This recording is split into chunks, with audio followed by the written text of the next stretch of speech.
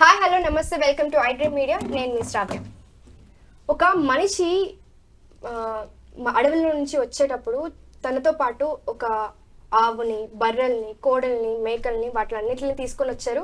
వాటితో పాటు మనము పాలు లేకపోతే గుడ్లు, ఆ మాంసంతో మనము జీవనం సాగిస్తున్నాం. ఇవన్నీ పక్కన పెడితే వీటితో పాటు కుక్కల్ని కూడా తీసుకొని వచ్చాం అడవి నుంచి. ఆ కుక్కల్ని మనము దొంగతనాలు జరగకుండా మన సేఫ్టీ కోసం ఇంట్లో సెక్యూరిటీ కోసం పెట్టుకుంటున్నాం. ఇదే కాకుండా పోలీస్ వ్యవస్థలో కూడా కుక్కలు చాలా ప్రత్యేకమైన ఒక పాత్రని పోషిస్తున్నాయి అని చెప్పుకోవచ్చు.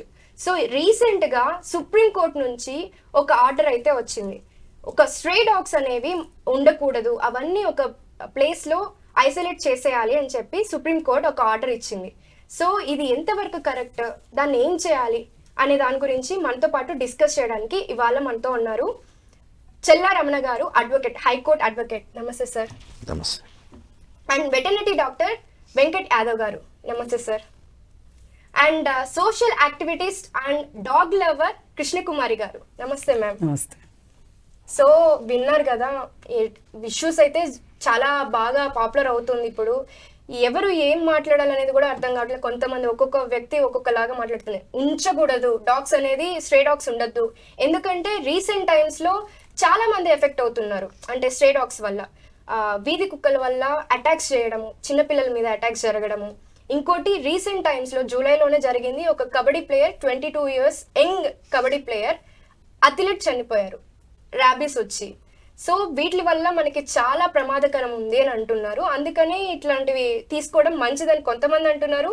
లేదు ఇట్లా చేయకూడదు, అన్ని ఒక దగ్గర పడేస్తే వాటి మెంటల్ స్టేటస్ ఎలా ఉంటుంది, వాళ్ళు ఎవరు ఎలా బ్రతకాలి అనేది అంటున్నారు. So me point of view ఏంటి? ఒక్కొక్కసారి మీరు ఫస్ట్ మీరు మాట్లాడండి as a dog lover. As a dog lover అని కాదండి, ఐఎమ్ హ్యూమన్ లవర్. ఒక ప్రాణం, అది ఏ ప్రాణం అన్నా కానివ్వండి, ఈవెన్ సింహమైనా సరే మన జనజీవన స్రవంతిలోకి వచ్చింది అనుకోండి, దాన్ని ఎట్లా దాన్ని రెస్క్యూ చేసి దాన్ని ఎక్కడికి పంపించాలి అనేది ఆలోచించాల్సిందే తప్పితే పిడికి బియ్యానికి ఒకే మంత్రం పెట్టడం కరెక్ట్ కాదు. ఇప్పుడు ఈ డాగ్స్ విషయం తీసుకుంటే, ఇప్పుడు సుప్రీంకోర్టు ఇచ్చిన గైడ్లైన్స్ ఏవైతే ఉన్నాయో ఆ గైడ్లైన్స్ ఆచరణకి ఆమోదయోగ్యమైనవి కాదు. వీళ్ళు చెయ్యలేరు. ఒక మనిషి నాకు గూడు కావాలి అని అడుగుతుంటే ఒక గూడు ఇవ్వలేని ప్రభుత్వం, పేదలకి గూడులు ఇవ్వలేని ప్రభుత్వాలు కుక్కలన్నిటికీ ఒక షెల్టర్ ఇచ్చేసేసి వాటిని కూర్చోబెట్టి వాటికి తిండి పెడతాము, వాటికి సర్జరీలు చేయిస్తాము, వాటికి రోగాలు వస్తే చూసుకుంటాము, ఇట్లాంటి ఒక అబద్ధాన్ని, అది ఒక అబద్ధం, అది ఒక మిత్. దాన్ని అసాధ్యమయ్యేదాన్ని సాధ్యం చేయమని చెప్పి సుప్రీంకోర్టు చెప్పింది. అసలు సుప్రీంకోర్టు చెప్పే ముందు ఒక్కసారి ఆలోచించాలి. ఇన్ని లక్షల డాగ్స్ని తీసుకెళ్ళడం సాధ్యమా? తీసుకెళ్లే ప్రాసెస్లో ఎన్ని ప్రాణాలు పోగొట్టుకుంటాయి? తీసుకెళ్ళిన తర్వాత అసలు వీటికి అన్నిటికీ షెల్టర్ వేయాలి అంటే ప్రభుత్వం ఎంత ధనం వెచ్చించాలి?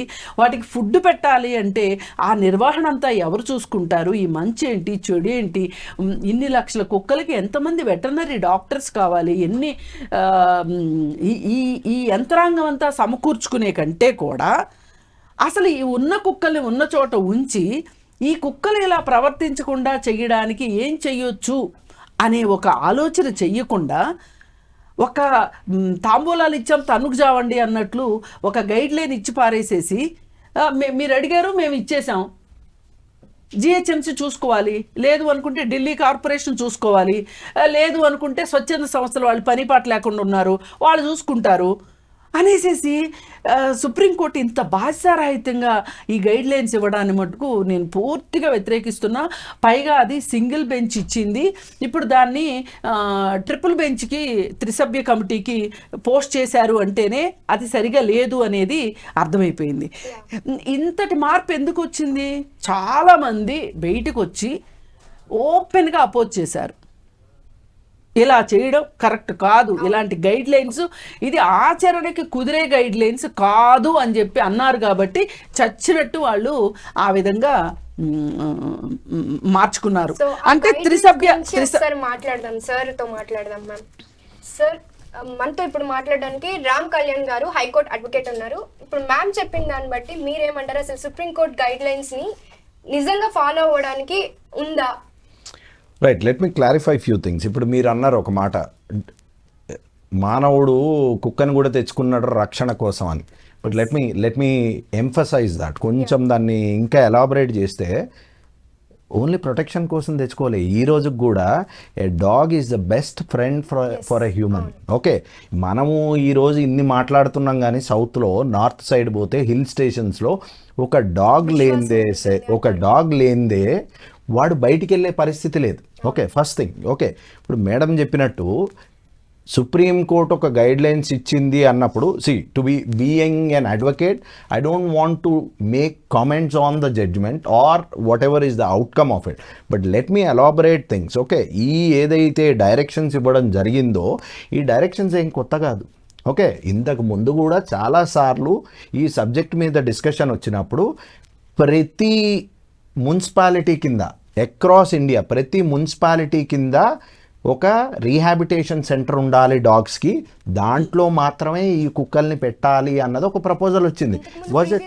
ఎస్, దేవర్ ఎస్, దిస్ ఇస్ కమిటీ కానీ ఒక ప్యానెల్ కానీ yes, it was there in the past and it was not in one occasion, there were few occasions. వచ్చినప్పుడు ఈ రోజు దాకా ఎక్కడ కూడా, ఫర్ ఎగ్జాంపుల్ తెలంగాణ తీసుకోండి, జిహెచ్ఎంసి, పోనీ వరంగల్ మున్సిపాలిటీ, ఖమ్మం మున్సిపాలిటీ ఇవన్నీ పక్కన పెట్టిన హైదరాబాద్ మున్సిపాలిటీలో కూడా let me tell you, last year ఇక్కడే ఇంకా హైకోర్టులో ఒక పిల్లు పెండింగ్ ఉంది. దెర్ ఈస్ అ పిల్ pending in high court regarding the same subject. మొన్న ఫిబ్రవరిలో మళ్ళీ దీని హియరింగ్ జరిగింది. రీహాబిటేషన్ సెంటర్స్ ఎక్కడ పెడతారు, ఏం చేస్తారని ఒక క్లియర్ కట్ ఒక యాక్షన్ ప్లాన్ ఇవ్వమంటే ఈ రోజు కూడా ప్లాన్ లేదు. So what I mean to say is, ఇది ప్రాక్టికల్ అప్రోచ్లో చూసినప్పుడు ఇది వర్కౌట్ కాదు. ఎందుకో చెప్తాను నేను ఒకటి. ఇప్పుడు మన జనాభాకి, పోనీ only Telangana, only Hyderabad, Secunderabad twin cities తీసుకుంటే పాపులేషన్ వర్సెస్ పోలీస్ తీసుకోండి, ప్రతి గల్లీకి ఒక పోలీసుని పెట్టగలమా మనం? Dogs do a policing job in your streets. ఎందుకంటే dogs are called territorial animals. ఆ టెరిటరీలోకి ఎవడైనా కొత్త వ్యక్తి వస్తే ఫస్ట్ రెస్పాండ్ అయ్యేది, వాన పడ్డా, వరద వచ్చినా, పిడుగులు పడ్డా సరే, first dog is the one who respond. Yes, that అంటే ఇప్పుడు మీరు అన్న లాజిక్ పోలీస్ ఏమంటారు అంటే అవంతా ట్రైన్ డాగ్స్, ఇవి ట్రైన్ డాగ్స్ కాదని. But as I said, I was a part of the PIL in high court. Okay, ఒక లెవెల్లో he didn't reveal his name. ఒక వెటర్నరీ డాక్టర్ని అడిగినాం మేము, ఇవన్నీ కొరికి చంపేస్తున్నాయి కదా, మరి వీటి గురించి ఏమంటారు సార్ మీరు అని.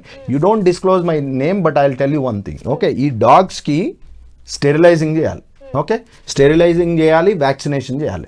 వ్యాక్సినేషన్ మీద ఓన్లీ స్టేట్ వైజ్గా తీసుకుంటే కోట్లల్లో అవినీతి జరిగింది. On record I'm telling you, there are crores and crores of money spent on vaccination and sterilising. ఇప్పుడు ఈ కుక్కల గురించి మాట్లాడితే ఎవడి పూసలు కదులుతాయి, ఎవడి బేస్ కదులుతుందో తెలియని పరిస్థితిలో. ఎందుకంటే every corporation, every municipal corporation I'm saying, every municipal corporation is involved in thousands of crores of scam which was involved with the stray dogs.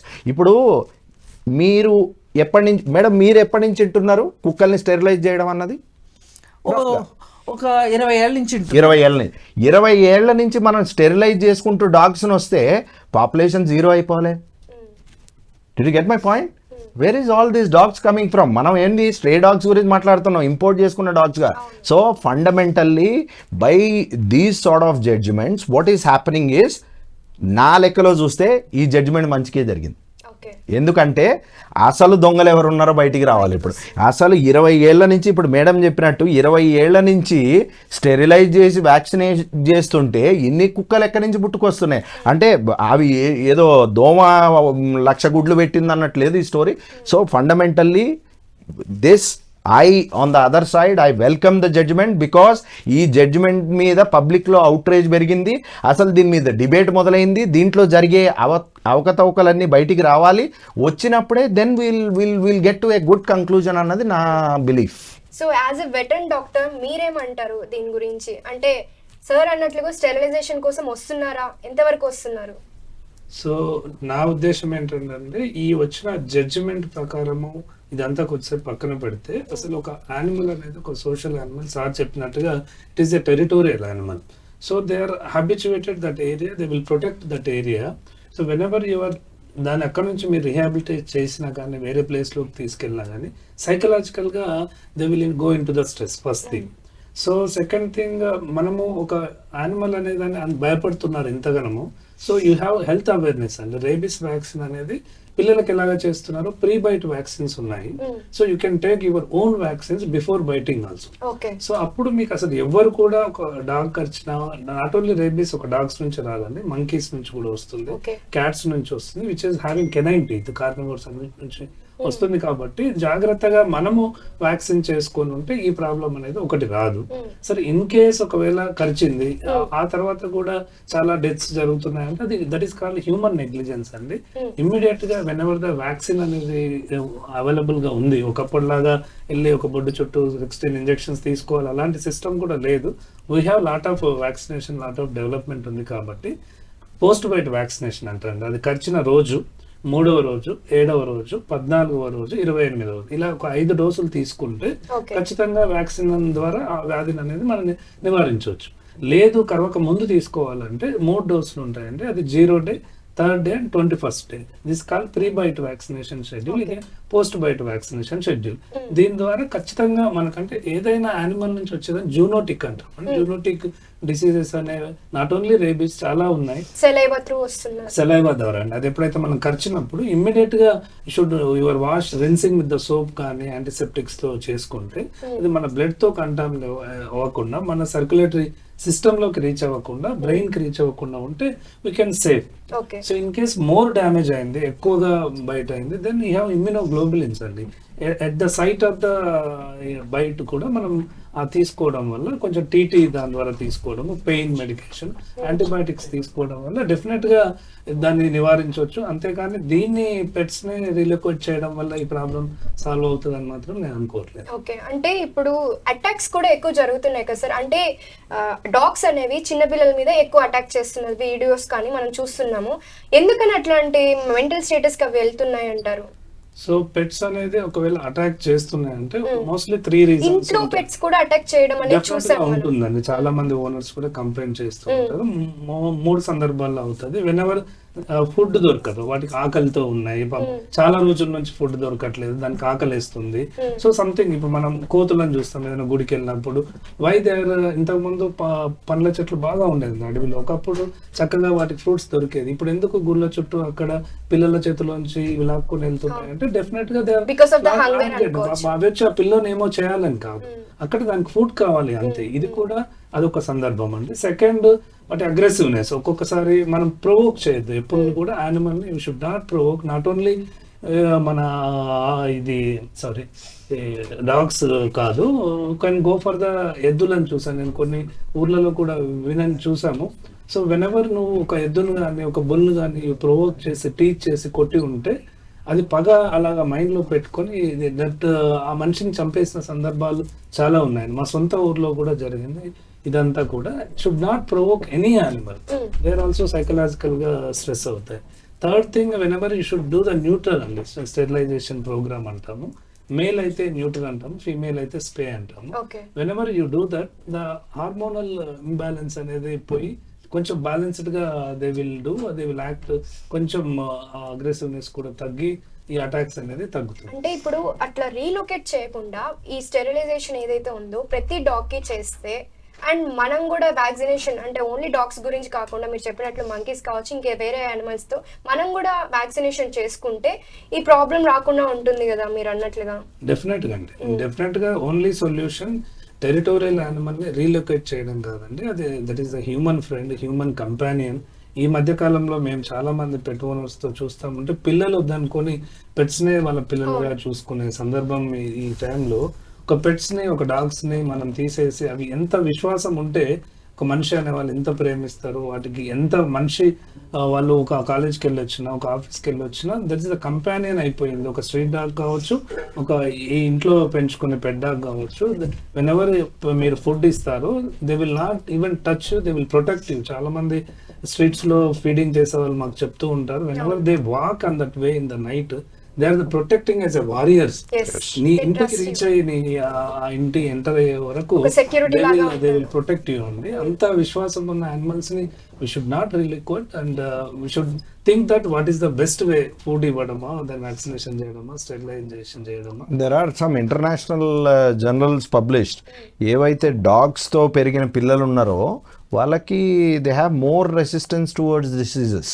Definite Okay, and, mentally ఒక రిహాబిలిటేషన్ కోసం Yes. ఇద్దరు ముగ్గురు పిల్లల్లో కూడా చూసాము. They whenever they given 2-3 dogs వాళ్ళకి ఇచ్చినప్పుడు చాలా వాళ్ళ మెంటల్ Active గా స్టేటస్ కూడా వాళ్ళ దాంట్లో చాలా మార్పు గమనించాం. మీరేమంటారమ్మా సార్? డాక్టర్ ఏమో అలా అన్నారు, స్టెరిలైజేషన్ చేసుకోవాలి అండ్ వ్యాక్సినేషన్ తీసుకోవాలి అని అంటున్నారు. మీరేమో వద్దు అంటున్నారు, రీలొకేట్ చేయొద్దు అని అంటున్నారు. మీరు అసలు మీ పాయింట్ ఏంటి? ఇప్పుడు మనకి ఎంత హక్కు ఉందో ఇక్కడ బతికే హక్కు భూమి మీద, అది అడవిలోన సమాజంలోన బతికే హక్కు మనకు ఎట్లయితే ఉందో, మనిషికి ఎలా ఉందో ప్రతి జీవజాలానికి బతికే హక్కు ఉంది. అంటే ఒక హక్కుతోనే పుడుతుంది ఏ జీవి అయినా, అది ఏకకణ జీవి కావచ్చు, బహుకణ జీవి కావచ్చు, ఒక హక్కుతోనే పుడతాం. ఎందుకంటే ఈ ప్రకృతికి ఎవ్వరూ ఓనర్స్ లేరు, అందరూ ఓనర్స్మే కదా. అలాంటప్పుడు ఈ కుక్కల్ని కరుస్తున్నాయనో లేకపోతే ఇంకోటో చెప్పి ఇంకొక చోటుకి పంపటం అనేది నా దృష్టిలో అది అన్యాయం అంటాను, క్రూరమైన విషయం అంటాను, అన్యాయం అది. ఎందుకంటే నాకు ఒక న్యాయం ఉన్నప్పుడు ఇంకొక జీవికి ఆ న్యాయం లేకపోవటం ఏం న్యాయం? న్యాయానికి అన్యాయం చేసినట్లు అవుతుంది. అందుకని కుక్కలు ఖచ్చితంగా మన మధ్యలోనే ఉంటాయి. వీటిని అసలు రీలొకేట్ చేయడం అంటూ జరగదు. First point. ఎన్ని కోర్టులు చెప్పండి, ఎన్ని గైడ్ లైన్స్ ఇవ్వండి, ఎంతమంది అనుకోనివ్వండి, మరి ఉన్నప్పుడు అవి సరిగా ఉండటం ఎట్లా, మనం సరిగా ఉండటం ఎట్లా వాటితో? ఇప్పుడు కుక్కకి మనతో ఉండటం రాదు, ఓకే ఒప్పుకుందాం. మనకి కుక్కతో ఉండటం వచ్చిందా? అదే క్వశ్చన్. లేదు కాబట్టి ఈ సిచ్యువేషన్ వచ్చింది వాళ్ళ. అందుకని కుక్కతో మనం ఎలా ఉండాలి? ఇప్పుడు కుక్కకి ఒక ఇన్స్టింక్ట్ మాత్రమే ఉంటుంది, ఒక ఆలోచన ఉండదు. మనిషికి ఇన్స్టింక్ట్ ఉంటుంది, ఆలోచన ఉంటుంది. కాబట్టి మనం కదా బెటర్గా ఉండాలి వాటితోటి. అవి మనతో బెటర్గా ఉంటాం కాదు, మనం బెటర్గా ఉండాలి. ఎలా ఉండాలి అనే దానికి ఏంటి అంటే, ప్రతి కాలనీలోనూ రోడ్లు ఉంటాయి. ప్రతి రోడ్లోనూ ఒక 20-30 ఇళ్ళు ఉంటాయి. ఈ 20-30 ఇళ్ళకి రోడ్డు మొదట్లోనూ, రోడ్డు మధ్యలోనూ, రోడ్డు చివరిలోనూ ఒక ప్లేస్ని అలొకేట్ చేయండి. ఇది కుక్కల ప్లేస్. అక్కడికి తీసుకొని వచ్చి ఫుడ్ పెట్టండి, అక్కడ మంచినీళ్ళు ప్రొవైడ్ చేయండి. ఆ కుక్కలు ఆ వీధికి ఉన్న విశ్వాసంగా ఒక వ్యక్తి ఆ ఇంటికి చూపించని విశ్వాసాన్ని ఆ వీధి మొత్తానికి ఆ కుక్కలు చూపిస్తాయి. ఇది వాటికి ఫుడ్ ప్రొవైడ్ చేస్తే, నీళ్లు ప్రొవైడ్ చేస్తే అవి గందరగోళంలోకి వెళ్ళవు, మనల్ని గందరగోళంలోకి నెట్టవు. ఇది ఫస్ట్ పాయింట్. రెండోది, డాక్టర్ గారు చెప్పినట్లు స్టెరిలైజ్ చేయడము, వాటికి 100%, అలాగే వ్యాక్సినేషన్ చేయటం. ఈ రెండు పెద్ద బ్రహ్మ విద్యలేం కాదు. అంటే రీలొకేట్ చేస్తే అయ్యే ఖర్చు కంటే ఇది కొంచెం తగ్గుతుంది కూడా కదా. అసలు రీలొకేషన్ అనే మాట మర్చిపోండి, అది అసలు అవుట్ ఆఫ్ క్వశ్చన్. అది లేనే లేదు.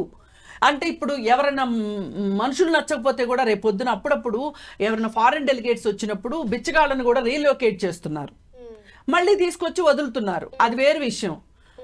కుక్కల్ని అలా మనిషికి తెలుసు నన్ను ఎందుకు రీలొకేట్ చేస్తున్నారో మనిషికి తెలుసు కాబట్టి కోఆపరేట్ చేయవచ్చు.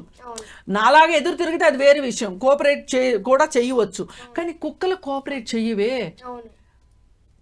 మనం ఏమన్నా వాటికి అర్థమయ్యేటట్లు చెప్పగలవా? మనకేమన్నా కుక్కల భాష వచ్చా? కదా. అలాంటప్పుడు ఆ కుక్కలు ఏమైపోవాలి, వాటి మానసిక స్థితి ఏంటి? అందుకని ఆ మాట అసలు మీరు ఎవ్వరూ మాట్లాడొద్దు. మనుషులు ఆలోచన శక్తి ఉన్న మనుషులుగా బిహేవ్ చేద్దాం. 10 కుక్కలకి ఒక రోడ్లో ఫుడ్డు నీళ్లు ఇవ్వలేకపోతే ఇంకెందుకండి? మన దగ్గర డబ్బులుండి మనం ఉద్యోగాలు చేసి ఏం చేసుకుంటాం మన డబ్బుల్ని? మన పిల్లలకైతే మనం పెట్టుకోవట్లేదా తిండి?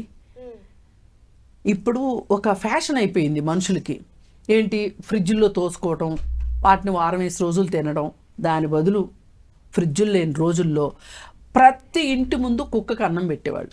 కుక్కకి అన్నం పెట్టకుండా మనుషులు తింటే అదేదో పాపంలాగా ఫీల్ అయ్యేవాళ్ళు. పైగా కుక్కకి ఒక దేవత స్థానం కూడా ఉంది, ఒక దేవుడి స్థానం కూడా ఉంది. కాలభైరవుడు శివుడితో సమానం అన్నట్లు. అసలు అవన్నీ వాటి ఇంట్రెస్ట్ ప్రకారం ఉన్నవాళ్ళు ఉంటారు, అది వేరు విషయం. కానీ నేను ఒక మానవత్వం ఉన్న మనిషిగా నేను చెప్పదలుచుకున్నది ఒకటే, మన రోడ్లో ఉన్న 4 కుక్కలకి, మన రోడ్లోకి అడుక్కోవడానికి వచ్చే ఒక 2-3 మనుషులకి మనం ఫీడ్ చెయ్యకపోతే మనము దొంగలతో సమానం. ఎందుకంటే మనకి సంపద ఉంది, ఎవరికి తగ్గ సంపద వాళ్ళకుంది, ఎవరికి తగ్గ డబ్బులు వాళ్ళకున్నాయి, యాక్సెస్ కూడా ఉంది. అది ఇవ్వకపోతే, లేని వాళ్ళతో పోలిస్తే మనం దొంగతనం చేసినట్టే లెక్క. అందుకని కుక్కలకి ఫుడ్ ఇచ్చి, నీళ్ళు ఇచ్చి, గవర్నమెంట్ తన రెస్పాన్సిబిలిటీగా ఈ స్టెరిలైజేషను, వ్యాక్సినేషను చేస్తే ఇంకా ప్రాబ్లం ఏంటి చెప్పండి. ఈ పని చెయ్యకనే ఈ పని చేయడానికి ఈ మధ్యకాలంలో ఒక ఫ్యాషన్ అయిపోయింది. స్వచ్ఛ భారత్ అనే ఒక నినాదంతో ఎవరు రోడ్ల మీద ఫుడ్ వేయకండి, క్లీన్గా ఉండాలని. కుక్కలకి ఫుడ్ అయినంత మాత్రాన ఈ మనుషులు చేస్తున్న రోత రోడ్లపైకి విసిరే చెత్త, డస్ట్బిన్లో వేయకుండా రోడ్ల మీదకి వేసే చెత్త చూస్తుంటే, ఈ పేరుకుపోతున్న చెత్త చూస్తుంటే కుక్కలు చేసిన చెత్త కన్నా మీరు చేసిన చెత్త చాలా ఎక్కువ ఉంది. అందుకని మీరు ఈ స్వచ్ఛ భారత్లు ఇవన్నీ కాసేపు పక్కన పెట్టి వాటికి ఫీడ్ చెయ్యండి. అవి ఫీడ్ చేస్తే ఒక మనిషికి 20 సార్లు అన్నం పెట్టినా ఆ మనిషి నాకు ఇంకా ఏదో పెట్టలేదు, ఈసారి సరిగా పెట్టలేదు, ఈసారి బాగా పెడతాడు అనుకుంటే పెట్టలేదు అనే తృప్తి లేని మనిషి ఉంటాడు. కానీ ఒక్కసారి కుక్కకు అన్నం పెట్టి చూస్తే విశ్వాసంగా ఉంటుంది. నువ్వు ఎక్కడికి వెళ్తే అక్కడ. పైగా ఇంకొకటి ఏంటంటే, నాకు సార్ చెప్పారు, చాలా టెరిటోరియల్ ఫీలింగ్ ఉంటుందని. మనుషులనే కాదు, పక్క బజార్లో కుక్కను కూడా రానివ్వదు. మనిషిని ఎట్లా రానివ్వదో కుక్కలు కూడా రానివ్వ. అవి ఒక టెరిటరీ ఫీలింగ్ ఉంటుంది. అందుకని ఏ బజార్లో కుక్కలు ఆ బజార్లోనే ఉంటాయి. స్టెరిలైజ్ చేస్తే కంట్రోల్ అవుతాయి. ఎప్పుడన్నా తప్పిదారి ఒక స్టెరిలైజేషన్ పొరపాటు జరిగి పిల్లలు వస్తే కూడా ఇంత స్థాయిలో కుక్కలు పెరిగే అవకాశం ఉండదు. పైగా ఇంకొకటి, ఈ గావు అని కేకలేసే ఈ అప్పర్ మిడిల్ క్లాస్ పీపుల్ ఎవరైతే ఉన్నారో, అబ్బో కుక్కలు చీచి వాళ్ళ కోట్లు పెట్టుకొని బ్రీడ్స్ కొనుక్కుంటున్నారు, అది ఇళ్లలో ఉంటాయి కాబట్టి వాటి గురించి మనం మాట్లాడొద్దు. అసలు నిజానికి బ్రీడ్ కుక్కలు తెచ్చుకోవడం కన్నా స్ట్రే డాగ్స్ని అడాప్ట్ చేసుకొని స్ట్రే డాగ్స్ని పెంచుకోవడం నిజంగా ఉత్తమమైన విషయం. సరే, అది కాదు మనకి టాపిక్. ఈ కొంతమంది పని లేని వాళ్ళు మాట్లాడే మాటలు ఉన్నాయి చూసారా, వీళ్ళని ఎక్కువ కరవు కుక్కలు. నిజంగా మాట్లాడితే ఎవరిని కరుస్తాయంటే, కరిస్తే గిరిస్తే పనులు చేసుకుంటారు చూడండి. ఇప్పుడు కుక్క కరిసి పిల్లలు చనిపోయారు అన్న వార్తలు మీరు ఎక్కడన్నా వింటే, అవి ఎవరన్నా పనులు పాటలు వలసొచ్చిన వాళ్ళ పిల్లల్ని, అక్కడ కొంచెం పర్యవేక్షణ తక్కువ ఉన్న వాళ్ళ పిల్లల్ని కుక్కలు కరుస్తాయి తప్పితే మామూలు వాళ్ళ పిల్లల్ని ఎవరిని కుక్కలు కరవు. ఎందుకంటే వీటికి ఆకలైనప్పుడు పెద్దవాళ్ళ చేతిలో ప్యాకెట్ చూస్తే పెద్దవాళ్ళు కొడతారేమోనని భయం వేసి కుక్క వాళ్ళ జోలికి వెళ్ళదు. పిల్లలు ఎవరన్నా ప్యాకెట్లు పుచ్చుకొని వెళ్తున్నారు అనుకోండి, మొన్న లాస్ట్ ఇయర్ జరిగింది అదే. ఒక చిన్న పిల్లాడు, పనులు చేసుకునే వాళ్ళ పిల్లోడు ప్యాకెట్ పట్టుకొని వెళ్తున్నాడు. దానికి ఆకలి, ఆ ఆకలేసింది, ఆ ప్యాకెట్ తీసుకుంది. ఇప్పుడు పిల్లోడిని ప్యాకెట్ అడగగానే ఇచ్చేస్తాడా? కుక్క అడిగింది కదా అని ఇవ్వడు కదా. అందుకని చెప్పి అది ప్యాకెట్ ఇవ్వకపోయేసరికి కరిసింది. నేను కరిసిన దానికి చాలా బాధపడుతున్నాను. ప్రాణం ఎవరిదైనా ప్రాణమే. కానీ మనము అలాంటి పరిస్థితులను నివారించకుండా ఈ సమస్యను నివారించలేము. మీరేమంటారు సార్? మ్యామ్ ఏమో అలా చెప్తున్నారు, అండ్ సార్ కూడా అదే చెప్తున్నారు, స్టెరిలైజేషన్ ఉండాలి అండ్ వ్యాక్సినేషన్ ఉండాలి అని అంటున్నారు. యాజ్ ఎ అడ్వకేట్ మీరేం చెప్తారు దీని గురించి? అంటే దట్ ఈస్ ద ఫండమెంటల్. నేను ఫస్ట్ నుంచి చెప్పింది అదే. దీని పేరు మీద లక్షల కోట్ల స్కామ్లు ఏవైతే జరిగినాయో, ఎవడెవడు తిన్నాడో వాళ్ళతో కక్కియడం ఒక పాయింట్ అసలు టెక్నికల్గా చూస్తే. రెండోది ఏంటంటే, ఇప్పుడు మేడం ఓ మాట అన్నారు, ఏంటి ఈ డాగ్స్ని ఫీడ్ చేసి ఎవరిని అటాక్ చేస్తున్నాయి అన్న దాంట్లో I will give you an example. హైదరాబాద్లో ఓకే, లెట్ మీ ఎలాబరేట్. ఇప్పుడు ఇండియాలో రేప్స్ పర్సంటేజ్ ఎంత అని అడిగితే it is at a higher level. Okay, గంటకి మొత్తం ఇండియా మొత్తంలో గంటకి 10 రేపులు 15 రేపులు జరుగుతున్నాయి అంటారు. ఓకే, అండ్ సెకండ్, ప్రపంచంలోకెల్లా అతి సేఫెస్ట్ మోడ్ ఆఫ్ ట్రాన్స్పోర్ట్ ఏదైతే ఉందో ఏవియేషన్ అంటారు జనరల్గా. ఒక యాక్సిడెంట్ జరిగితే 100 ఇన్వెస్టిగేషన్, అలాంటి దాంట్లో మొన్న జరిగిన అహ్మదాబాద్లో జరిగిన అంత క్రాష్ జరిగింది. So it is an accident, it is not done intentionally. So ఇప్పుడు కుక్కల పర్సంటేజ్ తీసుకుంటే మనం అహ్మదాబాద్ కంపారిజన్ చేసినా, లేదనుకుంటే రేప్ కేసులు చేసినా సరే, లేకపోతే ఇంకో వరస్ట్ కేసు ఇప్పుడు India across India we're talking about wifes killing husband. ఈ పర్సంటేజ్ తీసుకున్న కుక్కల రేటు చాలా వైఫ్స్ అని కూడా చెప్పండి, అది ఇంకా పెద్దగా ఉంటది కదా మేడం, అది చాలా ఎక్కువ ఉంటది కదా, అందుకు చిన్నది తీసుకున్నాను. ఎందుకు చిన్నది తీసుకుంటారు, పెద్దదే తీసుకోండి, కుక్కల్ని కిందికి తెద్దామని.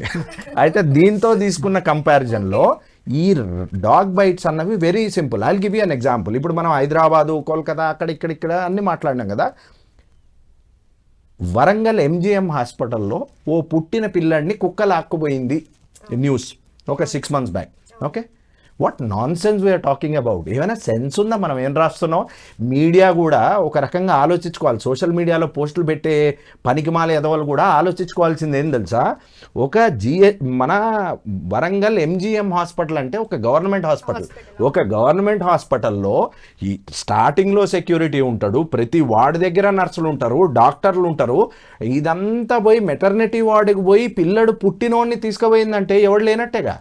అంటే మనం ఏమంటున్నాం అంటే గవర్నమెంట్ హాస్పిటల్ కంప్లీట్ ఖాళీ ఉంటే ఒక పిల్లని లాక్కొచ్చి, అంటే సిస్టమ్ ఫెయిల్ అయింది అన్నది ఒప్పుకోవడం మానేసి ఓ కుక్క పోయి ఆ పిల్లని తెచ్చిందని, ఎందుకంటే ఇది మాట్లాడలేదు కదా. రెండోది మనం ఏం చేస్తున్నాం అంటే, ఇప్పుడు మేడం ఒక లాజిక్ చెప్పారు. ఇప్పుడు ఎప్పుడైతే మనం కల్చర్ అని, బిల్డప్ అని, మనం మంచి బట్టలు వేసుకున్నామని కుక్కని ఎప్పుడైతే మనం ద్వేషించడం మొదలెట్టినామో, అరే వీడేంది నా ఫ్రెండ్ లాగా ఉండేటోడు, వీడు నాకు ఎగెనిస్ట్ అయ్యిండు అన్న టైప్లో. ఎందుకంటే ఒక కాలనీలో 10 మంది ఉంటే యూసీ ఎవడో ఒకడు దాని మీద నిలువ వస్తాడు, దాన్ని కొట్టినట్టు చేస్తాడు, and you are provoking them indirectly. ఇప్పుడు నీకు ఒకప్పుడు ఫ్రెండ్ అయినప్పుడు నువ్వు పెట్టేదేంది, నీ దగ్గర మిగిలిపోయింది దానికి పెడుతున్నావు. నిజంగా చెప్పాలంటే నువ్వేం దానికి వండి పెడతలేవు కదా, నువ్వు పెట్టేది పెట్టుకో. నువ్వు ఇప్పుడు ఏంటంటే ఒక్కొక్క లెవెల్ చూపించబడ్డాయి. ఇప్పుడు రెండోది, ఈ కుక్కలు వచ్చినాయి. నాకు ఓ పిల్లడు ఫోన్ చేసిండు ఒక 3-4 months బ్యాక్. పిల్లడు ఏమంటాడంటే, అంకుల్ మా దగ్గర లాస్ట్ టైం కుక్కల వ్యాన్ వచ్చింది, కుక్కల్ని తీసుకుపోయారు, మళ్ళీ తీసుకురాలేదు, అదే వ్యాన్ మళ్ళీ వచ్చింది అంకుల్ అన్నాడు. మా ఫ్రెండ్ వాళ్ళ అబ్బాయి అనమాట, చిన్న పిల్లడు 7th class 8th class. ఇదే సేమ్ ఇష్యూ నా పిల్లలతో చూసిన నేను. ఎందుకంటే వీళ్ళు స్కూల్కి వెళ్ళే ముందు ఓ వ్యాన్ వచ్చింది, కుక్కల్ని తీసుకుపోయింది, వీళ్ళు ఏడుపు మొదలెట్టారు. Okay, my kids are born in London. వాళ్ళకి లైసెన్స్ డాగులు చూసారు కానీ స్ట్రే డాగ్స్ చూడడం తెలియదు. ఇక్కడికి వచ్చిన తర్వాత లాస్ట్ 2 years నుంచి ఇన్ని కుక్కలు ఉన్నాయని వాళ్ళు హ్యాపీగా ఫీల్ అయ్యి, కనపడ్డ కుక్కనల్లా మా చిన్నదైతే దాన్ని ఏదో నా పిల్ల అన్న టైప్లో చూస్తుంది ప్రతి కుక్కని రోడ్డు మీద పోయి.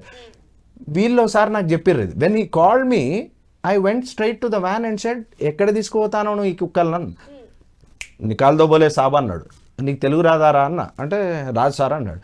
तेरे को निकाल दो बोले या स्टेरिलाइज करके लेके आओ बोले. The rule says you have to take the dogs, bring them back to the same territory. ఇప్పుడు డాక్టర్ గారు చెప్పినట్టు నువ్వు దాన్ని తీసుకెళ్ళి వేరే దగ్గర పెడితే అది బతకదు. ఎందుకు? దాని దాని మెంటల్ స్టేట్ కంప్లీట్గా డిస్టర్బ్ అవుతుంది. అంటే దీంట్లో 2 aspects ఉన్నాయి మళ్ళీ. ఒకటి, నువ్వు స్టెరిలైజ్ కోసం తీసుకుపోయి డాగ్స్ పెట్టడానికి, ఇప్పుడు నేను చెప్పినట్టు ఇప్పుడు హైకోర్టులో, తెలంగాణ హైకోర్టులో ఉన్న పిల్లో అసలు రీహాబిలిటేషన్ సెంటర్స్ లేనప్పుడు తీసుకుపోయిన కుక్కర్ నువ్వేం చేసినావు? నాకు ఇక్కడ ఒక పాయింట్ గుర్తుకొస్తుంది. అంటే ఇది ఇప్పుడు కరెక్ట్ టైమో రాంగో నాకు తెలీదు, బట్ మాట్లాడాలనుకుంటున్నాం, మీరు కూడా వినుంటారు. ఏంటి అంటే, మనకి హోటల్స్లో, హైదరాబాద్ హోటల్స్లో మీట్కి బదులు, అంటే మటన్కి బదులు డాగ్స్ మీట్ ని అమ్ముతున్నారు. అండ్ ఎవరు చెప్పారు ఇది? మీరు విన్నదంతా ఫుడ్ సేఫ్టీ ఆఫీసర్స్ వాళ్ళు ఇన్స్పెక్షన్కి వెళ్ళినప్పుడు డాగ్ మీట్ దొరికింది అన్నారు. It doesn't need reiteration. Okay, మళ్ళీ మనం దాన్ని నొక్కి వక్కాణించనక్కర్లేదు. So it is very absolutely clear. ఇప్పుడు ఇక్కడ రోడ్ల మీద మిస్ అయిన డాగ్స్ అన్ని ఎక్కడ తేలినాయి? నువ్వు తీసుకొచ్చిన డాగు మళ్ళీ పిల్లలు ఎట్లా పెట్టింది? ఇప్పుడు రెండో ఆస్పెక్ట్, ఒకటి తీసుకుపోయిన డాగ్ రాలేదు. ఎప్పుడైతే నేను వీడిని పోయి ఛాలెంజ్ చేసినానో, వీడు నై సాబ్ ఓ రూల్ ఏ సాబ్ ఓ సాబ్ ఏ సాబ్ అన్నాడు. స్టెరిలైజేషన్ కి మనకి ఒక లేవు అండ్ లొకేషన్ కూడా లేదు మనకి అప్పటిదాకా. Sterilisation, they are sterilising centres. Okay, Hyderabad లో గవర్నమెంట్ సెంటర్స్ ఉన్నాయి. So what they did was, ఈ డాగ్స్ ని తీసుకొచ్చి వదిలేశారు. All of a surprise. ఇప్పుడు విమెన్లో కూడా ఈ ఫ్యామిలీ ప్లానింగ్ ఆపరేషన్ చేసినప్పుడు 1 in 1 lakh ఫెయిల్ అవుతాయి. అట్లా ఈ కుక్కకే ఫెయిల్ అయినట్టు స్టెరిలైజ్ చేసి తీసుకొచ్చినామని చెప్పంగానే it gave birth to 3 or 4 babies. So ఇప్పుడు మిగతా డిస్కషన్ కంటిన్యూ చేయడానికి మనతో పాటు ఉన్నారు ఆస్ట్రా యానిమల్ ఎన్జిఓ ఫౌండర్ గౌరీ వందన గారు. నమస్తే మ్యామ్. నమస్తే. సో ఇప్పుడు దాకా డిస్కషన్ విన్నారు కదా, సో మీ పాయింట్స్ ఏమంటారు? నా పాయింట్స్ అయితే మొన్న ఇచ్చిన వర్డిక్ట్ ఢిల్లీ ఎన్సీఆర్ డాగ్స్ కోసం అది ప్రాక్టికల్లీ ఇంపాసిబుల్ అండి. ఫస్ట్ థింగ్ 3 లక్షల డాగ్స్ గురించి మాట్లాడుతున్నారు. ఒక జడ్జ్మెంట్ ఇచ్చేటప్పుడు చూసుకోవాలి కదా జనరల్గా, ఎందుకంటే యాజ్ ఎ రిప్రజెంటేటివ్, పబ్లిక్ రిప్రజెంటేటివ్గా కొన్ని కోట్ల మందికి ఆ జడ్జ్మెంట్ వర్తిస్తుంది. సో ఏ ప్రాతిపదికన మీరు పౌండ్స్ గురించి మాట్లాడుతున్నారు? 3 lakhs dogs, you are not talking about 300 dogs, not about 3,000. అది అఫీషియల్ డాగ్స్. అఫీషియల్ డాగ్స్, అన్అఫీషియల్గా ఎన్ని ఉన్నాయో మనకి తెలియదు. సో ఎన్ని పౌండ్స్ కట్టాల్సి వస్తుంది వాటిని పెట్టడానికి? ఎన్ని వేల కోట్లు ఖర్చు పెట్టాల్సి వస్తుంది? మరి మున్సిపల్ కార్పొరేషన్ వాళ్ళు ఇన్ని రోజులు ఏం చేస్తున్నారు? ఫస్ట్ థింగ్, ఇంత అమౌంట్ ఉంది, ఇంత అమౌంట్ ఉన్నప్పుడు ఇన్ని రోజుల అమౌంట్ ఏమైంది? మరి మ్యాన్ పవర్, అన్ని లక్షల డాగ్స్ని పట్టుకోవడానికి మ్యాన్ పవర్ ఇప్పుడు మీకు ఎక్కడి నుంచి కదిలి వస్తుంది? ఇన్ని రోజులు మీకు ఈ ఐడియాస్ రాలేదా? ఇంకొకటి, అసలు స్టెరిలైజేషన్, వ్యాక్సినేషన్ చాలా ఇంపార్టెంట్ అని తెలుసు. మరి 10 సంవత్సరాలుగా మీరు చేస్తున్న పని ఏంటి? ముందే అవన్నీ అరికట్టుంటే ఇంతవరకు వచ్చేది కాదు. ఇప్పుడు మీరు వెచ్చించే ఇంత లంసమ్ అమౌంట్లో 1/4 మొత్తం అక్కర్లేదు, 15,000 కోట్లు ఎంతో తెలుస్తున్నారు మొత్తం గవర్నమెంట్ కలిపి 3 లక్షల డాగ్స్కి. మనకి తెలియదు, అప్రాక్స్ 6 కూడా ఉండొచ్చు. మరి ఇంత అమౌంట్లో 1/4 కరెక్ట్గా ఎవరి పని వాళ్ళు చేస్తుంటే ఈ పావు వంతులోనే వాటికి రక్షణ వచ్చేసేది, స్టెరిలైజేషన్ అయిపోయేది, వ్యాక్సినేషన్ అయిపోయేది, హ్యూమన్ డాగ్ కాన్ఫ్లిక్ట్ వచ్చేదే కాదు. సో అది. ఇంకొకటి, పౌండ్స్ కట్టించడం కానీ వాటిని తరలించడం కానీ అదంతా ఇంప్రాక్టికల్, అసలు పాసిబిలిటీ కానే కాదు. I bet you on this, because 5 years of organisation, మాకు షెల్టర్ ఉంది, we're taking care of 130 rescue dogs. మాకు ఆ 130 డాగ్స్ రెస్క్యూ చేసి వాటిని ఒక షెల్టర్లో పెట్టి ఫుడ్, అకామిడేషన్ అన్ని చేసుకోవటానికి మంత్లీ మా expenses 3 lakhs, 2.5 to 3 lakhs compulsory పట్టుకోవాలి. 130. నేను 130 గురించే మాట్లాడుతున్నాను. 3 lakhs కంపల్సరీ. మ్యాన్ పవర్ ఏంటి, ఫుడ్ ఏంటి, రెంట్ ఏంటి, మెడికల్ ఏంటి, వ్యాక్సిన్ సార్కి తెలుసు. చాలా రెస్క్యూస్ సార్ దగ్గర కూడా వెళ్తాయి, చాలా హాస్పిటల్స్ మాకు ఎంకరేజ్ కూడా చేస్తాయి స్ట్రే డాగ్స్ అని. అంత అమౌంట్ మేము 130కి మేము పెట్టలేకపోతున్నాం. అలాంటిది గవర్నమెంట్ 3 లక్షల, ఓన్లీ ఢిల్లీ గురించి మాట్లాడుతున్నాను నేను, కంట్రీ మొత్తం గురించి మాట్లాడట్లేదు. ఢిల్లీలో 3 lakhs డాగ్స్కి మీరు ఎలా అసలు రిలోకేషన్ అనేది ఇల్లీగల్, అది పక్కన పెట్టేసేయండి, మీరు అది మర్చిపోయారు. ఈ 3 lakhs డాగ్స్కి మీరు ఎక్కడ ఏం అకామిడేషన్ చేస్తాను అంత ఈజీగా మీరు పాస్ చేసేసారు. ఇది కంప్లీట్గా నెగిటివ్ ఇంపాక్ట్ చూపిస్తుంది. ఒక్క ఆలోచన మీకు రాలేదా? అంటే ఎంతసేపు హ్యూమన్స్ గురించి మాట్లాడుతున్నారు. మరి అవి ఉన్నాయి, mother earth is for all, అన్నిటికీ హక్కు ఉంది. మరి వాటి గురించి మీరు ఏం ఆలోచించి వర్డిక్ట్ ఇచ్చారు? అది ఎంత నెగిటివ్ ఇంపాక్ట్ చూపించింది. ఈరోజు ఢిల్లీలో యాజిటేషన్స్ జరుగుతున్నాయి, అన్ని ఢిల్లీకి సపోర్టివ్గా కోల్కతాలో జరుగుతుంది, రేపు మనకి హైదరాబాద్లో కూడా సైలెంట్ మార్చ్ కూడా జరుగుతుంది. ఇలా ప్రతి నగరం వీఆర్ విత్ యూ ఢిల్లీ అని అరుస్తున్నాయి. బికాస్ మాకు తెలుసు స్ట్రీట్ డాగ్స్ పడే బాధ ఏంటో యాజ్ ఎ యానిమల్ లవర్స్గా మాకు తెలుసు. సో ఈ వర్డిక్ట్ అనేది కంప్లీట్గా ఇంప్రాక్టికల్, దాని గురించి ఆలోచించాల్సిన పని లేదు.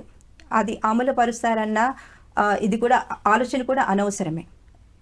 ఎందుకంటే యానిమల్ లాస్ ఉన్నాయండి, యానిమల్ వాటికి లాస్ పెట్టారు మన పెద్దవాళ్ళు అంటే డెఫినెట్లీ దిర్ ఈజ్ అ రీజన్. వాళ్ళేం పిచ్చోళ్ళు కాదు, యానిమల్ యాక్ట్ ప్రతిపాదించింది, దాని ప్రకారం వెళ్ళాలి. కానీ ఈరోజు ఏదో ఒక జాతిని ఎరాడికేట్ చేస్తామంటున్నారు.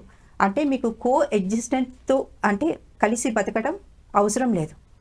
నేచర్కి మనం అవసరం లేదు. అదొకటి గుర్తుపెట్టుకొని ముందుకెళ్తే బాగుంటుంది, అది నేను చెప్పేది. సార్, మీరు ఇంతకు ముందు మనం మాట్లాడుకున్నప్పుడు స్టెరిలైజేషన్ సార్ అన్నారు, స్టెరిలైజేషన్ జరిగినా కూడా ఇంకా అవి తిరిగి ప్రెగ్నెంట్ అవుతున్నాయి, దానివల్ల ఇంకా పెరుగుతున్నాయి ఈ స్ట్రే డాగ్స్ అనేవి అని అంటున్నాం. ఎందుకు అట్లా జరుగుతుంది? స్టెరిలైజేషన్ జరిగినా కూడా మళ్ళీ ఎందుకు అవి ప్రెగ్నెంట్ అవుతున్నాయి అంటారు? స్టెరిలైజేషన్ అనే ప్రొసీజర్ ఏంటంటే, మేల్ అయితేనేమో జనరల్ గా టెస్టికల్స్ ని మనము చిన్న ఇన్సిషన్ ద్వారా టెస్టికల్స్ తీసేస్తాము. ఫీమేల్ అవుతేనేమో మనకు ఒక రిప్రొడక్టివ్ సిస్టంలో ఒక ఓవరీ, దానికి అనుసంధానంగా uterine body that connect to the vagina. Okay. So అక్కడ నుంచి కూడా యూరినరీ సిస్టమ్ కూడా కనెక్ట్ అవుతుంది కాబట్టి యూరినరీ ప్యాసేజ్ కూడా సేమ్ వేలో ఉంటుంది. సో ఈ క్రమంలో మేము ఎప్పుడైతే తీసుకెళ్తామో ఓవేరెక్టమీ అంటాము, ఒక్కొక్కసారి ఓవరీస్ మాత్రమే తీస్తాం. సో లేదు అంటే యుటరస్ తీసేస్తామండి. సో దాన్ని ఓవేరియన్ హిస్టెక్టమీ అంటాం. సో ఈ రెండు ఎప్పుడైతే చేస్తామో అసలు లోపల యుటరైన్ బాడీయే లేనప్పుడు, అసలు ఓవరీయే లేనప్పుడు, ఓవులేషన్ అవ్వనప్పుడు డెఫినెట్ గా ప్రెగ్నెంట్ వచ్చే అవకాశం అయితే ఉండదు. ఇది జనరల్ గా సైంటిఫిక్ జరిగే ప్రాసెస్. ఒకవేళ సైంటిఫిక్ గా కాకుండా అది జరిగింది అంటే మాత్రం ఖచ్చితంగా అది ఫేక్, అది సర్జరీ అయి ఉండదు. డెఫినెట్ గా పట్టుకొని వెళ్ళి ఉంటారు, దాన్ని రీలొకేట్ చేసి ఉంటారు తప్ప దానికి అసలు అవకాశం అయితే ఉండదండి. ఓకే సార్, మ్యామ్ అన్నారు ఇప్పుడు యానిమల్ యాక్ట్ అని, సో దాని గురించి ఏమన్నా చెప్తారు? ఇప్పుడు ఈ రీలొకేషన్ చేయడం, వేరే దాంట్లో పెట్టడం, as ma'am rightly said 1960 animal cruelty act will apply to it. ఎందుకంటే క్రూయల్టీ అంటే ఓన్లీ కొట్టడం చంపడమే కాదు. We have seen it. There is a famous YouTuber, వాడు ఏం చేసిండంటే చిన్న డాగ్ అది హస్ పప్పీ ఏదో, దాన్ని చాలా ఇంట్లో పిల్లలాగా పెంచుకునేటోడు. వాడు ఏం చేసిండు, దానికి ఒక హీలియం బెలూన్ కట్టి లేపాడు.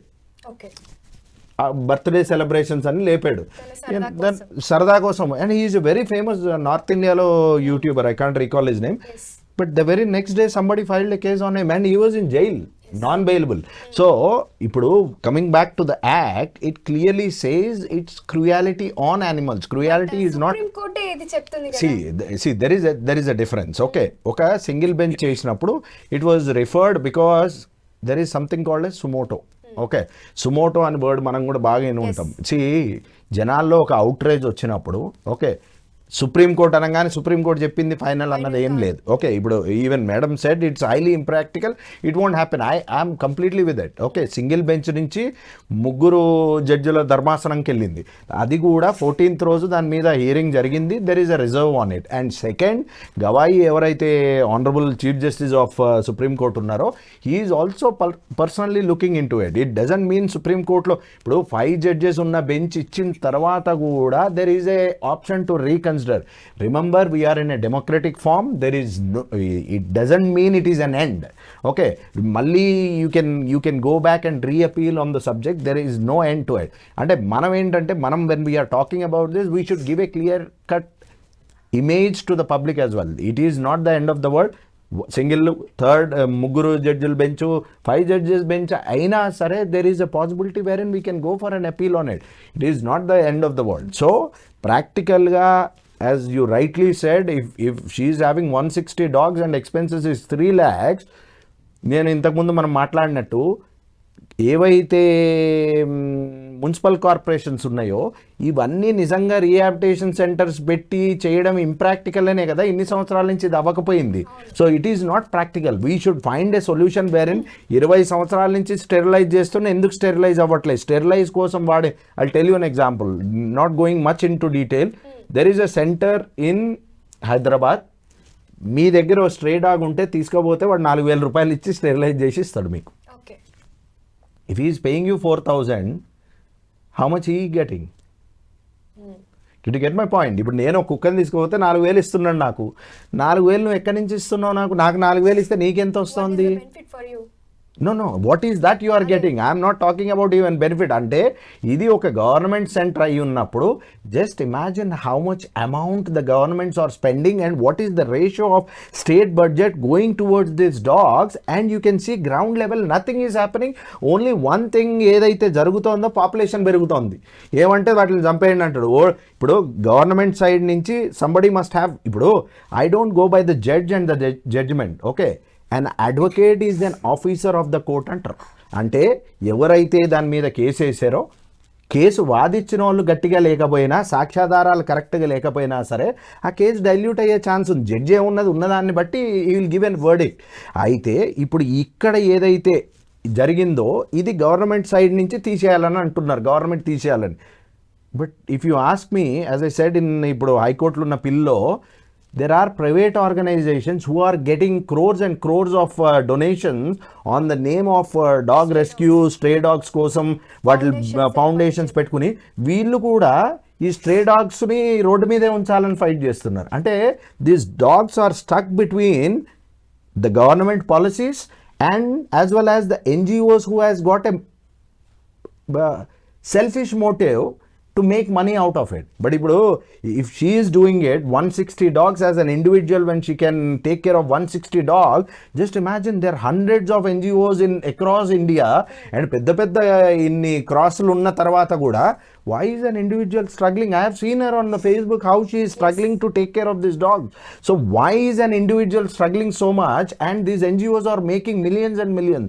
So this has to be ee discussion, as I rightly said, come back to the same thing. Ee judgment అనేది ఒక కనువిప్పైంది, ఒక పబ్లిక్ అవుట్రేజ్కి ఒక అదొచ్చింది. అందుకే ఈరోజు మనందరం ఇక్కడ కూర్చుని దీని గురించి discussion. They are lot of debates happening at the minute and I'm sure whoever has led to that situation, they will be behind bars and the dogs will still survive on the streets is what I believe. Okay, streets లోనే ఉంటేనే better అంటారు మీరు. As I said, they are the police. You can't have police. అంత structure ఇండియాలో రాలేదు, ప్రపంచవ్యాప్తంగా ఎక్కడ రాలేదు ఆ స్ట్రక్చర్. ప్రతి గల్లీకో పోలీస్ని ఇచ్చేది. ఎందుకంటే ఇప్పుడు ఒక టోల్ ఫ్రీ నెంబర్కి ఫోన్ చేస్తే యూకే లాంటి కంట్రీలో నేను చేసిన ఒక్క నిమిషంలో I will have 3 or 4 cars in front of my house. Can that happen if you dial 100? రెండోది, ఇప్పుడు దొంగ వచ్చేటోడు పోలీస్కి నేను వస్తున్నాను 100కి డైల్ చేసి రాడు కదా, లేకపోతే మనకు చెప్పి రాడు కదా. వాడు ఎంటర్ అయిన నెక్స్ట్ మినిట్ మన స్ట్రీట్ని పోలీసింగ్ చేసేది ఎవరు? మన డాగ్సే. That is what you are doing. See, I have a personal dog. I feed 10 dogs and not only both my kids are born in London, but still they have so much of affection towards dogs. If the stray dogs, they don't bite them. వీళ్ళు ఏదో వెరైటీగా ఉన్నారు, ఫారెన్లో పుట్టిన వాసన వచ్చి ఏం కొడుతుంది. Yes, so there should be an approach. మనం వాటిని అవాయిడ్ చేసి ఇదంతా క్రియేట్ చేస్తున్నాం తప్ప, use them. They are the best animals what we have and I call them as police, voluntary police. Sir, as a doctor, veterinary doctor, అంటే stray dogs కి breed dogs కి ఏమైనా డిఫరెన్షియేషన్ ఉంటుంది అంటారా?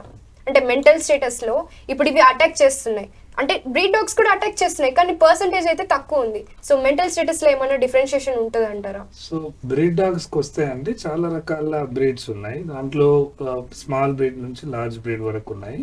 ఈ బ్రీడ్స్ యొక్క నేచర్ని బట్టి, అంటే కొన్ని బ్రీడ్స్ ఏవైతే లార్జ్ బ్రీడ్స్ ఉన్నాయో, విచ్ ఆర్ మిలిటరీలో కానీ పోలీస్లో కానీ వాడుతున్న బెల్జియం మెలనీస్ కానీ, గ్రామ సింహాలని ఇప్పుడు పెద్ద డాగ్స్ కానీ, సో లాబ్రడార్స్ కానీ, ఇవన్నీ కూడా they have good nature of protection. ఇంకా షిడ్జుకి వచ్చేస్తే ఫ్రెండ్లీ డాగ్స్, ఇవన్నీ కూడా కొంచెం ఫ్రెండ్లీ నేచర్ ఉంటాయి. వీటిలో కూడా అగ్రెసివ్నెస్ ఉంటుంది, బట్ వీటి యొక్క గార్డింగ్ పర్పస్ లో కొన్ని డాగ్స్ ఉంటాయి, కొన్ని ఫ్రెండ్లీగా పెంచుకునే కొన్ని డాగ్స్ ఉంటాయి. వీటి యొక్క నేచర్, బిహేవియర్ అనేది ఈవెన్ స్ట్రీట్ డాగ్స్ తో కూడా కలిస్తే అన్ని సేమే అండి.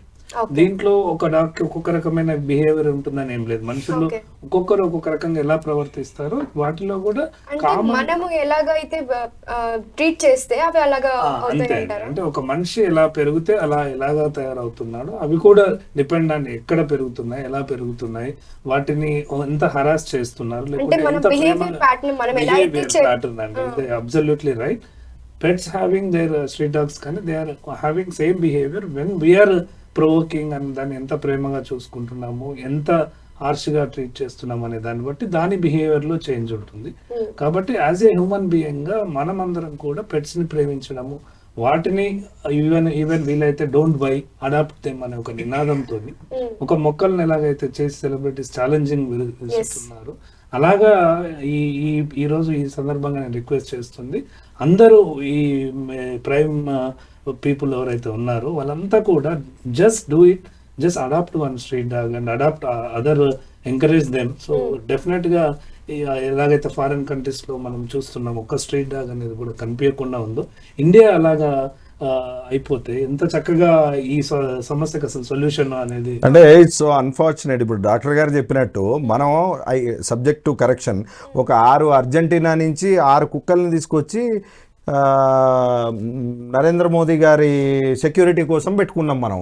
అంటే మన దౌర్భాగ్యం ఏంటంటే we had hunter dogs, we have cross breeds which were used for hunting in big forest once upon a time. Nallamala లాంటి అలాంటి వదిలేసి మనం ఇంపోర్ట్ చేసుకుంటూ today we're having a debate on how to protect our dogs.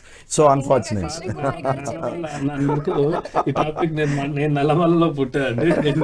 నేను Nallamala forest అయ్యాను. నేను ఒక shepherd ఫ్యామిలీకి సంబంధించి నా కుటుంబం నేపథ్యంలో వచ్చాను. ఒకప్పుడు అడవిలో సింహాల మధ్యలో కూడా మా తాతలు కానీ వీళ్ళంతా కూడా గొర్రెలను కాచుకుంటూ వెళ్ళేవారు. కృష్ణా రివర్ ఆ పరిహార ప్రాంతాలంతా అడవిలో మేపుతో నో వన్ నైట్ కూడా అడవిలోనే పడుకునే వాళ్ళు. రాత్రి అంతా సేఫ్ గా ఎందుకు ఫీల్ అయ్యేవాళ్ళు అంటే దే హ్యావ్ అట్లీస్ట్ ఒక 2-3 డాగ్స్. ఆ మంద చుట్టూ ఒక 2-3 డాగ్స్ ఎప్పుడైతే ఉన్నాయో దాదాపుగా పులులు సింహాలు ఎప్పుడైతే ఆకలి అవుతుందో they will come and attack. నక్కలు వచ్చాయి, ఫాక్స్ వచ్చాయి, కానీ ఎప్పుడైతే ఫస్ట్ అటాక్ చేసేది ప్రొటెక్ట్ చేసేది డాగ్. ఆ ఒక్క డాగ్ నమ్ముకొని ఎన్ని కుటుంబాలు అడవిలో ఉన్నాయంటే వాటికి ఎంత విశ్వాసం ఉంది, ఎంత హిస్టరీ ఉంది దానికి. ఆలోచిస్తున్నాం ఇదంతా ఒకప్పటి నుంచి కూడా మన గ్రాండ్ ఫాదర్స్ దగ్గర నుంచి కూడా ఇది చూసుకుంటూ వస్తున్నామండి. దయచేసి అందరినీ రిక్వెస్ట్ చేసేది we should have humanity. Animal లేకపోతే ఇప్పుడు రేపు పిల్లలు వీళ్ళంతా కూడా ఫోన్లు చూస్తూ వాళ్ళ యొక్క మెంటల్ స్టేటస్, అగ్రెసివ్నెస్, వాళ్ళ బిహేవియర్ ఎలా ప్యాటర్న్స్ చేంజ్ అవుతున్నాయి. ఇంతమంది సైకాలజిస్టులు పుట్టుకొస్తున్నారు. చైల్డిష్ పిల్లలందరినీ తీసుకెళ్ళి మెంటల్ దీంట్లో బిహేవియరల్ చేంజెస్ ప్యాటర్న్స్లో స్పీచ్ వస్తలేదు, హియరింగ్స్ వస్తలేదు. ఇవన్నీ కూడా ఈ మోడర్నైజింగ్ టెక్నాలజీలో they are losing all the natural things అండి. యానిమల్స్ అనేది చాలా సాహసంతో ఉండాలి, దాంతో కలిసి ఉండాలి. ఒక పొద్దున్న లేస్తే ఒక ఆవును చూడడము, ఒక వీధి కుక్కని చూడడము, ఇవన్నీ చూస్తాము. నేచర్ కనెక్టివిటీ చాలా ఇంపార్టెంట్. ఇందాక కృష్ణకుమారి గారు అన్నట్లు కుక్కలతో బ్రతకడం మనకి ఎలాగ తెలియాలి అనేది మనం నేర్చుకోవాలి. సో ఓవరాల్ గా అందరూ చెప్పేదైతే మనం ఆ కుక్కల్ని, స్ట్రే డాగ్స్ ని మనం పెంచుకోవాలి తప్పించి అట్లా రీలొకేట్ చేయకూడదు అని అంటారు. We should go back to our fundamentals. మనం వాటిని దూరం చేసి వాటిని ఇట్లా తయారు చేసినాం కానీ అవి అట్లా తయారవ్వలేదు. ఓకే, వాటికి ఏమి సెల్ఫ్ ప్రాసెసింగ్ స్కిల్ లేదు. మనుషులు ట్రీట్ చేయడం బట్టి ఊళ్ళల్లో కొరుకుతలేవు, ఓన్లీ సిటీల్లోనే కొరుకుతున్నాయి. అందుకంటే మనం ఎంకరేజ్ చేసుకుంటూ ఎక్కడుండే వాటికి నీడ ఎక్కడుంది? రోడ్ మీదకి వెళ్తే కార్ ఎక్కించేస్తాడు, బస్ ఎక్కించేస్తాడు. ఇంకా హోలీ దివాళీ వచ్చినప్పుడైతే ఇంకా వాటితో ఇష్టం వచ్చినట్లు ఆడుకుంటారు. చెప్పాలంటే వర్షం పడితే లోపలికి వెళ్ళాలంటే గేట్ వేసేస్తారు. ఎక్కడ ఉండడానికి నీడ కూడా లేకుండా చేసి ఈ రోజు మనం ఎంకరేజ్ చేసేసి వాటిని తీసేద్దాం అనడానికి మనం ఎవరము? మనకు ఆ రైట్ లేదు. బతకాలి అనుకుంటే నేచర్తో కలిసి బతుకుతాం, లేకపోతే లేదు. కరోనా ఆల్రెడీ డేంజరస్ వార్నింగ్ ఇచ్చి వెళ్ళింది మనకి. ఇప్పటికి కూడా మేము మారము అంటే ఇంకా మన కర్మ. సో సార్, అంటే ఈ వర్డిక్ట్ లో చేంజ్ రావచ్చు అంటారా? No, absolutely it's not the end of the world.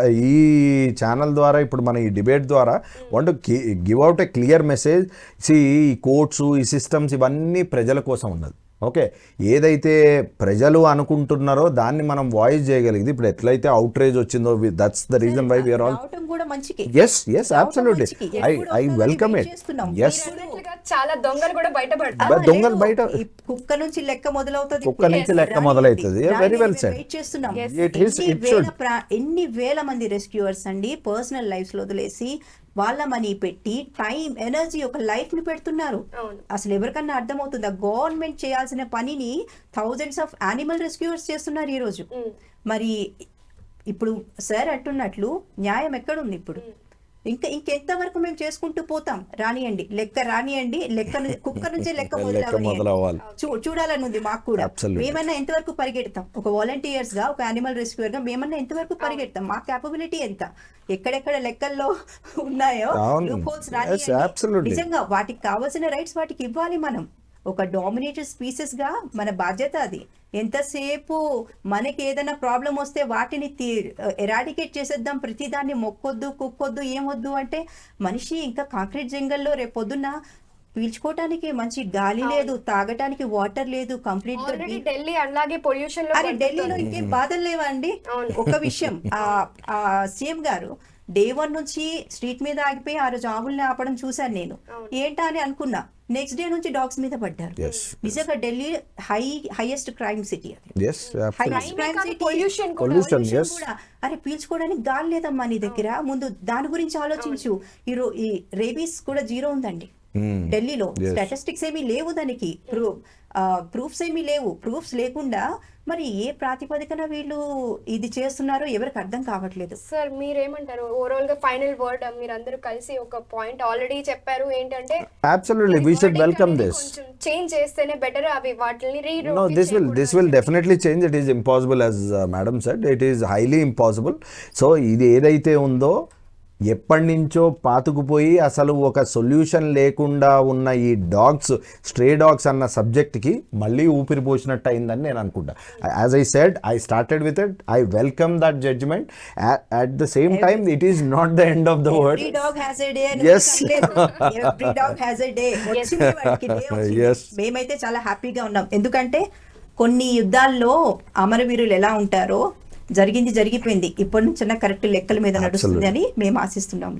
మీరేమంటారు సార్? డెఫినెట్ గా అండి, అందరితో ఏకీభవిస్తూనే అంత మంచి జరగాలని కోరుకుంటున్నాను. ఓకే, చూసారు కదా ఆడియన్స్, మీరు అసలు ఏమంటారు? స్ట్రే డాగ్స్ వల్ల మనకి వచ్చే ప్రమాదాలు ఏంటి, లేకపోతే స్ట్రే డాగ్స్ ని అట్లా రీలొకేట్ చేయొచ్చా? ఈ వర్డిక్ట్ ఎంతవరకు కరెక్ట్ అంటారు? కమెంట్స్ రూపంలో తెలియజేయండి. Thank you. And for more videos, Please subscribe to iDream. Please subscribe to iDream. Please subscribe iDream. And please subscribe to iDream. For more videos, subscribe to iDream. please like, share and subscribe to the channel. Congratulations, iDream. Subscribe to iDream. Subscribe to iDream. So subscribe to iDream Media. iDream ki iDream team andarki huge congratulations. Please subscribe iDream Media. Please subscribe to iDream. Subscribe iDream. Please subscribe to iDream. iDream అంటే నా కళల channel subscribe చేసుకున్న నోరు తిరుగుతలేదు, మీరైతే గంట గుర్తు కొట్టండి. For more such videos, please subscribe to iDream. Subscribe to iDream. Please subscribe to iDream. Please subscribe iDream Media. Please do subscribe to iDream. Please subscribe to iDream Media. For best entertainment and information, please subscribe iDream. And don't forget to subscribe to iDream.